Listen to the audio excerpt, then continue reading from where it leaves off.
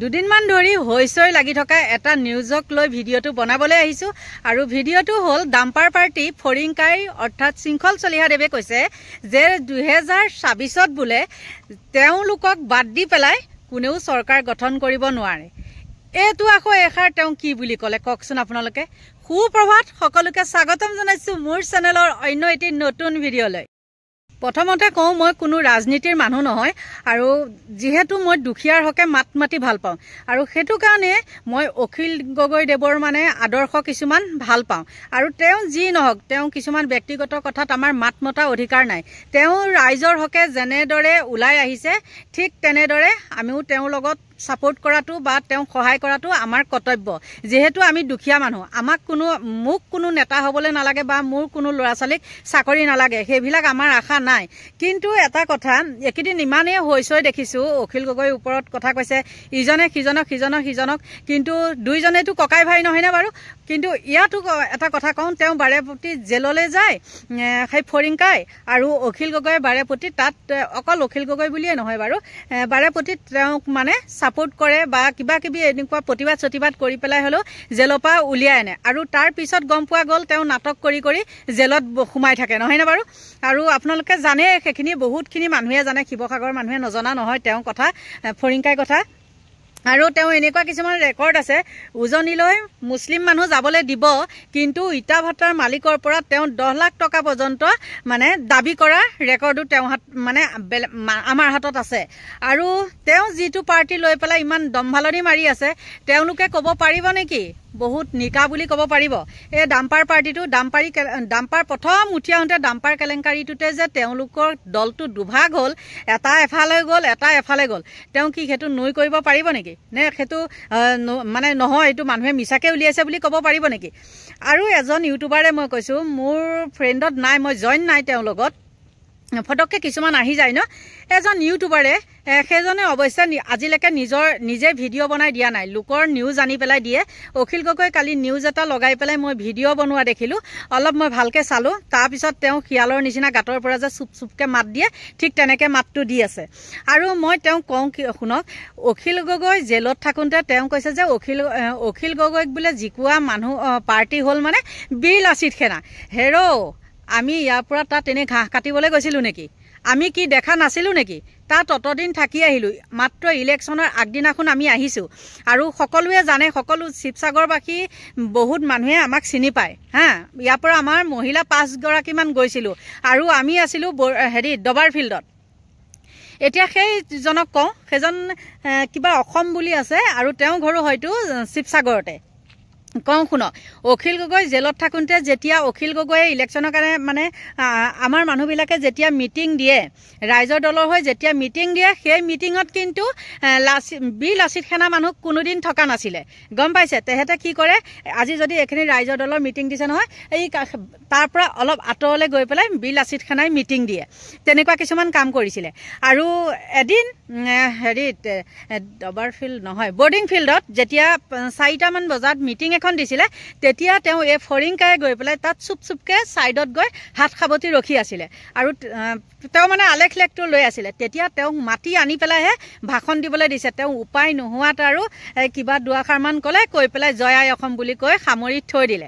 তাৰপিছতে আহি গ'ল কি জানেনে, এটাও কিন্তু মিছা কথা কোৱা নাই দেই, মনত ৰাখিব। তাৰপিছত আহি গ'ল কি, দিলে মানে ৰাইজৰ দলৰ মানুহখিনি যিখিনি মানে দিনটো আমাৰ কাম কাজ কৰি ফুৰা হয় ন, আৰু সন্ধিয়া সময়ত মানে শৃংখল চলিহাৰ ঘৰত ভাত খোৱা দিব। আৰু ভাত খোৱা এটা নিৰ্দিষ্ট টাইম আছে, টাইমটো মানে বান্ধি দিছিলে কিবা 7টাৰ পৰা কেইটালৈ বুলি। শুনক, আমি যেতিয়া ইমান দূৰত আছোঁ, দবাৰ ফিল্ডত আমি আছিলোঁ, সেই 5টা 6:30 বজাত আমি আহি মাইকী মানুহ ন, গা পা ধুই কৰি বাৰু আমি তাত ভাত খাবলৈ যাব পাৰিমনে? কিছুমান যায় মতা মানুহ, কিছুমান নাযায়, তাকো দুদিন এদিন দেই। তাৰপিছতে কি এখন নাটক সৃষ্টি কৰিলে জানেনে? বোলে জুই লাগিলে, একদম বিগ ব্ৰেকিং নিউজ, মানে শৃংখল চলিহাৰ ঘৰত জুই লাগিলে, গতিকে খানা খোৱাটো বন্ধ, হয় নে নহয়? যদি জুই লগাই নাছিলে, অকণমান চিলিণ্ডাৰটো কিবা এটা হৈছিলে, তাত নিউজ মাতি মানে দেখুওৱা কাৰণটো কি আছিলে আপোনালোকে নিজে কওকচোন। সেইখন এখন ভেকু ভাওনা নহয়, দুদিন খুৱাই পেলাই মানে সেইখন এখন চমক দিলে আৰু একদম পেণ্ডেল চেণ্ডেল তৰি পেলাই বোলে একদম ৰাইজৰ দলৰ মানুহক মানে আমি সহায় কৰিছোঁ। কিন্তু এখন ভুৱা ফুটুকাৰ ফেন একো নাই দেই, এইখন মিছা কথা। আৰু তেওঁ যেনেকৈ লাগি আছে অখিল গগৈ কথা লৈ পেলাই লাগি আছে, অখিল গগৈ আমুক, অখিল গগৈ তামুক। আপোনালোকে যদি অখিল গগৈ ইমান 2 নম্বৰী বুলি জানেই, আপোনালোকৰ ইমান শিক্ষিত সমাজ এখনে অখিল গগৈ নথকা অৱস্থাত অখিল গগৈ কিয় ভোট দি পেলাই জিকাইছিলে? অখিল গগৈটো আপোনালোকৰ ওচৰত ভোট বিচাৰি পেলাই যোৱা নাছিলে, আমিহে গৈছিলোঁ, হয় না নহয় বাৰু? আপোনালোকে নিজে কওকচোন।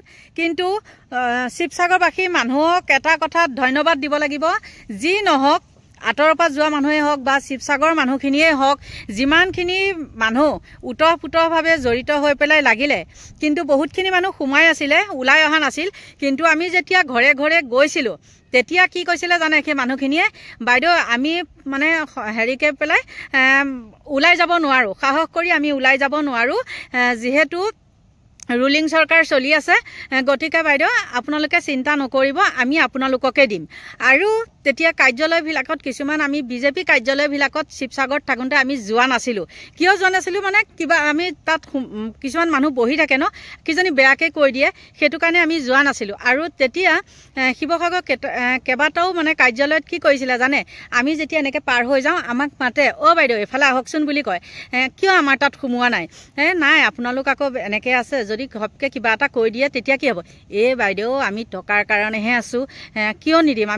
আমি অখিল দাকে ভাল পাওঁ, আমি অখিল দাকে ভোট দিম, আমাকো এখন দিয়ক। তেতিয়া আমাৰ প্ৰচাৰ পত্ৰিকা এখন হাতত দি আহোঁ, তাত চাহ তামোল খাই আহোঁ। কিন্তু ইয়াৰ নিচিনা ধুৰন্ধৰ নহয় মানুহখিনি, গম পাইছে? এই হ'ল মানে হিন্দু মুছলিম হেৰি কৰি পেলাই এই উজনি নামনি সেইখন কৰি এই চালানী মাছ কিবা মাছ এইখন কৰি পেলাই টকা খোৱা ঘুগুৰ 1 নম্বৰ। কিন্তু এটা কথা দেই, তেওঁ বাপেকৰ বুঢ়া আঙুলিটোৰো যোগ্য নহয়।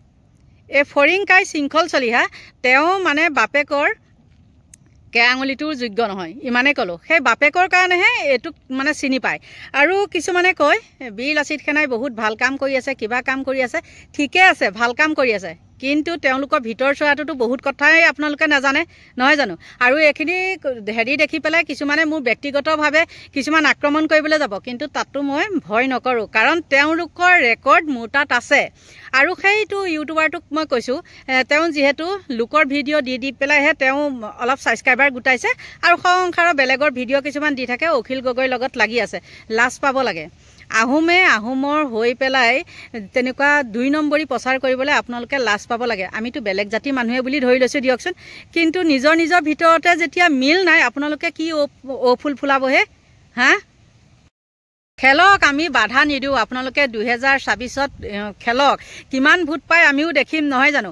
আৰু আপোনালোকে কি আৰু এনেও চবেই জানেই বিজেপিৰ বি টিম বুলি, সেইটো জানেই বাৰু বীৰ লাচিত সেনাক। আৰু এটা কথা নহয়, ইমানেই যদি অখিল বেয়া, ইমানেই হেৰি, আকৌ অখিল গগৈৰ ওচৰত জঁপিয়াই আহিবলৈ কি দৰকাৰ পৰিছেনো? কি দৰকাৰ পৰিছে কি?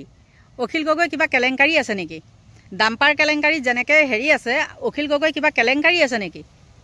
দেখাব পাৰিব। কিন্তু এটা কথা, অখিল গগৈৰ নামত কিছুমান ভুৱা সংগঠনে মানে কৃষক মুক্তিৰ নাম লৈ বা ৰাইজৰ দলৰ নাম লৈ পেলাই 2 নম্বৰী কিছুমান কাম কৰি আছে, সেইখিনি গম পাওঁ। আৰু সেইকাৰণে ভগৱানৰ কৃপাত অখিল গগৈ আজিলৈকে আকৌ তেনেকুৱা ৰেকৰ্ড নাইও। বহুতে প্ৰশ্ন তোলে অৰ্কিড পাৰ্কৰ কথা, আদি অন্ত একো নজনাকে এনেই পাগলৰ নিচিনা বেবাই থাকি লাভ নাই নহয়। এই কুঁৱাৰী দি একেবাৰে ফেন গুটি উলিয়াই মদ এসোপা খাই আহি কুঁৱাৰী দি ফেন গুটি উলিয়াই পাগলা নিচিনা বকি নিজকে পাগলাৰ পৰিচয় দিয়াৰ বাহিৰে তহঁতৰ কিবা কাম আছে জানো? আগ দালাল কৰিব, মাৰোৱাৰী এটাক 2 থাপৰমান মাৰিবগে। আমাৰ অসমীয়া ল'ৰা কিয় এনেকুৱা কৰিছ? আমাৰ অসমীয়া ল'ৰা কিয় এনেকুৱা কৰিছ? অসমীয়া ল'ৰাটোৱে মাৰ খালে, তাৰপিছতে ধৰক খোৱাৰ পিছত কি হয়, তেওঁলোকে আকৌ সেইটো ওচৰত গৈ পেলাই দাবী ধমকি দি পেলাই ফোন যোগে মনে মনে কোনো প্ৰমাণ নোহোৱাকৈ টকা পইচা লৈ পেলাই হাত মিলাই থৈ দিয়ে।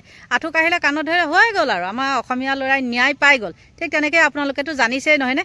সেইদিনাখন পাঞ্জা খেলুৱৈ সেই ছোৱালীজনীক যে শিৱসাগৰত মাৰিছিলে। আৰু এটা কথা মনত ৰাখিব আপোনালোকে, যিমান 2 নম্বৰী কাম, মাৰ পিটৰ কাম হয়, অকল কিন্তু আপাৰ আছামত শিৱসাগৰতহে হয়। চাবচোন হয়নে নহয় বাৰু? যিমানে মানে হুলস্থুল নালাগক কিয়, যিমানে যি নালাগ, অকল শিৱসাগৰত কিয়? সেইটো তৃতীয় পক্ষৰ হাত আছে, হয় না নহয়? আৰু যিখিনি আচলতে এটা কথা, শিৱসাগৰৰ মানুহখিনি বহুত শিক্ষিত মানুহ আমি সেইকেইদিন থাকি পেলাই বাৰু বহুতখিনি গম পাইছোঁ আৰু আমাক ইমানখিনি সহায় কৰি দিছিলে তাত থাকোঁতে সঁচা কথা ক'বলৈ গ'লে তাত হিন্দু মুছলিম কাকো কোনেও ধৰিব নোৱাৰে আৰু প্ৰায়খিনি মুছলিম মানুহে আমাৰ লগত ইমানেই ওতঃপ্ৰোতভাৱে জড়িত নহয় কি ক'ম আৰু সঁচাকৈ কিন্তু তেওঁলোকক মানে মোৰ ফালৰ পৰা এতিয়াও বহুত ধন্যবাদ দিছোঁ দেই ক'ব লাগিব কিছুমান কথা আৰু তেতিয়া সেই সংগঠনবিলাক ক'ত আছিলে তেতিয়া যে মানুহবিলাকৰ আলাই এথেনি হৈছিলে তেতিয়া মানুহখিনি ক'ত গৈছিলে তেতিয়া দেখোন তাৰ মুছলিম মানুহখিনিয়েহে আমাক সহায় কৰিছিলে তেতিয়াতো বিল আছিৰখানা মানুহখিনি আহি পেলাই বোলে মানুহখিনিনো কেনেকৈ চলিছে মানুহখিনিয়েনো কি খাইছে সেইটোতো আমাৰ খবৰ লোৱা নাছিলে তাকে ক'লে কি হয় বেয়া পায় নহয় জানো শুনক আপোনালোকে যিমানে সেই বিহাৰী কিতাক নামাৰক যিমানে মাৰোৱাৰী কিতাক হেৰি নকৰক কিন্তু এটা কথা মনত ৰাখিব ঘূৰি ঘূৰি কুকুৰৰ পুকৰতে মোক আকৌ মানে সেই সিহঁতৰ ওচৰতে হাত পতাপতি এই তেল ডিপু এটাত যাব মোক ইমানখিনি তেল লাগিব মাহত 10 লিটাৰকে তেল লোৱাও ইয়াত ৰেকৰ্ড আছে আৰু এটা কথা গুৱাহাটী মহানগৰ সমিতিত এগৰাকী তাৰ কৰ্মীয়ে মোক কৈছিলে জানা ৰুণজুন ফোনৰ ৰেকৰ্ডিং আছে আৰু সেই ৰেকৰ্ডিং মই দিও থৈছোঁ আপোনালোকৰ একে বিয়া গুম নেতাক মই দিও থৈছোঁ দেই কৈছিলে ৰুণজুন জানানে মই ইয়াত আহি বহুত ভুল কাম কৰিছোঁ তাত কমেও 1.5 ঘণ্টা 1 ঘণ্টাৰ মানে ভিডিঅ' ৰেকৰ্ডিং মোনো কিয়নো কৈছে জানানে ইহঁতৰ বোলে একো কাম নাই জানা ৰুণজুন মই একেদিনতে আহি গম পাই গ'লোঁ নহয় হেৰি তেওঁলোকে বোলে কি কৰে ইটোক দম দিব সিটোক দম দিব ইটোক কাণত মাৰিব সিটোক বিহাৰীক কাণত মাৰিব তাৰপিছত তেহেঁতৰ পৰা পইচা লৈ পেলাই বোলে ৰাতি হ'লে মদে ভাতে খাই খানা খায় তেনেকুৱা জানা গোটেইখিনি ৰেকৰ্ডিং কৰি পেলাই মই দি দিছোঁ বোলো তহঁতৰ কৰ্মীয়ে কেনেকুৱা কাম কৰে এয়া চা গতিকে প্ৰমাণ থাকি পেলাইহে ৰুণজনে কথা কয় দেই প্ৰমাণবিহীন কথা নকয় গতিকে আৰু কি ক'ম আপোনালোকক কিন্তু সেই কৰ্মী আকৌ এতিয়া তাতে ওতঃপ্ৰোতভাৱে জড়িত হৈ আছে এনেই আৰু মানে কিবা